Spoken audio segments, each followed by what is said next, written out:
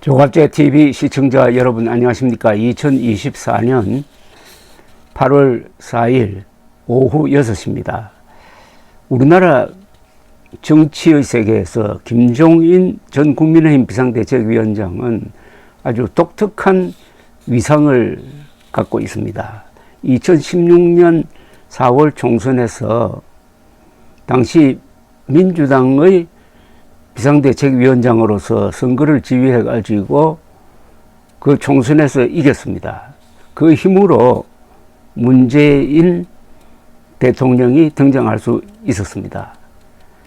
지난 2020년 총선에서 당시 미래통합당이 참패한 다음에 이 당의 비상대책위원장이 돼 가지고 당명을 국민의힘으로 바꾸고, 그리고 이듬해 2021년 4월 서울 부산시장 보궐선거에서 국민의힘 후보가 압승을 했습니다.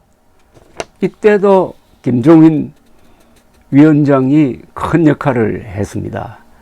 2021년 4월 서울 부산시장 보궐선거에서 오세훈, 박형준 두 사람이 이긴 것이 그 이듬해 윤석열 대통령 등장의 밑거름이 되었습니다. 그리고 지난 총선에서는 개혁신당의 일종의 선거대책위원장 역할을 해가지고 이준석 의원이 등장하고 개혁신당이 3석을 확보하는데 또 큰 도움이 됐습니다. 이렇게 보면은 김종인 전 위원장에 대한 호불호를 떠나서 한국 정치의 흐름을 꿰뚫고 있는 분이라는 것은 부인할 수 없을 것이라고 생각합니다. 그런데 이 김종인 씨가 이틀 전에 중앙일보와 인터뷰를 했는데 그 내용이 아주 재밌는 게 많습니다. 그걸 한번 소개를 해드리겠습니다. 우선 윤석열 대통령 부부와의 인연을 설명을 했습니다. 2021년 4월 서울시장 보궐선거가 끝나고 다음날 김종인 위원장이 국민의힘에서 나왔는데 그날 윤석열 전 검찰총장에게서 연락이 왔다고 합니다. 드릴 말씀이 있으니 꼭 뵙고 싶다고 했다는 겁니다. 일주일 뒤에 만나기로 했는데 약속 하루 전날에 윤 전 총장이 제3자를 통해서 약속을 취소했다고 합니다. 석 달쯤 지나 김건희 여사가 전화를 해서 자기 남편을 도와달라고 하여 아크로비스타 지하의 식당에서 만났는데 그때는 윤 전 총장 부부가 함께 나왔다고 합니다. 김 여사는 20분쯤 앉아 있다가 먼저 일어섰고 단둘이 이야기하는 자리에서 윤 전 총장이 앞으로 도와주시면 잘 따르겠다고 하더라는 겁니다.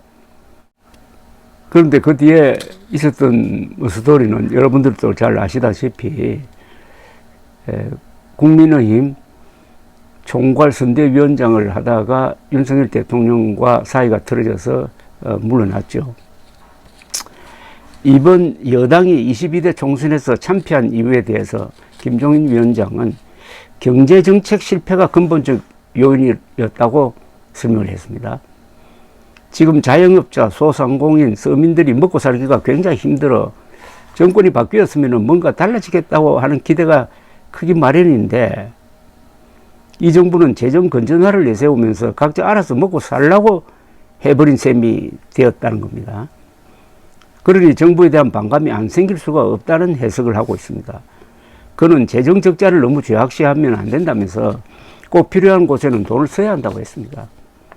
윤석열 대통령에게 하고 싶은 충고로서는 관료들은 대통령의 성공에 대해 별 관심이 없다는 것을 깨달아야 한다고 했습니다. 아주 따끔한 충고입니다. 그 관료들은 다음 정권에서도 살아남아야 하기 때문입니다. 윤 대통령이 자기 마음대로 후계자를 만들 수 있다는 생각도 버려야 한다고 했습니다. 김종인 씨는 지난 총선은 윤석열 정부 2년에 대한 평가였던 것이고, 오히려 한동훈 대표는 패배를 최소화하는 데 기여했다고 보는 사람들이 많다면서, 한동훈 당선은 2021년 전당대회에서 이준석 대표가 30대 중반에 당선되었을 때와 비슷하다고 했습니다. 김종인 씨는 한동훈 대표가 전당대회에 출마한 것은 자기 대통령을 목표로 한 것이다. 그런데 윤석열 정부가 잘 돼야 한동훈 대표도 대통령 희망이 있는 거지, 윤 정부가 잘못하면 가망이 없다. 그러니 윤 대통령과 한 대표는 윤석열 정부의 성공이란 목표가 똑같다. 그러니 거기에서 어떻게 배신이 나올 수 있겠나라고 했습니다. 그렇다면 윤석열 대통령의 가장 큰 실책인 의료 대란을 수습하지 못한다면 한동훈도 같이 간다는 이야기도 되겠습니다. 김종인 전 위원장이 이준석 개혁신당 의원과 한동훈 대표를 비교하는 이야기가 흥미로웠습니다. 김종인 씨는 이준석 의원이 2022년 대선과 지방선거 승리에 기여했는데 국민의힘에서 쫓겨났지만 그래도 이번 총선에서 당선됐기 때문에 2027년 대선 때 유력 주자가 될 수 있는 기반을 갖추게 되었다고 평가를 했습니다. 여기에 한동훈 대표까지 등장하면서 보수 진영의 세대 교체 가능성이 훨씬 더 농후해졌다고 생각한다. 두고 봐야 하지만은 한동훈 대표와 이준석 의원이 대통령 후보 자리를 놓고 경쟁할 수 있는 계기는 만들어졌다고 생각한다고 했습니다. 즉 보수 진영이 한동훈, 이준석 경쟁 체제를 만든 것 같다는 이 지적은 상당히 경청할 만한 가치가 있다고 생각합니다.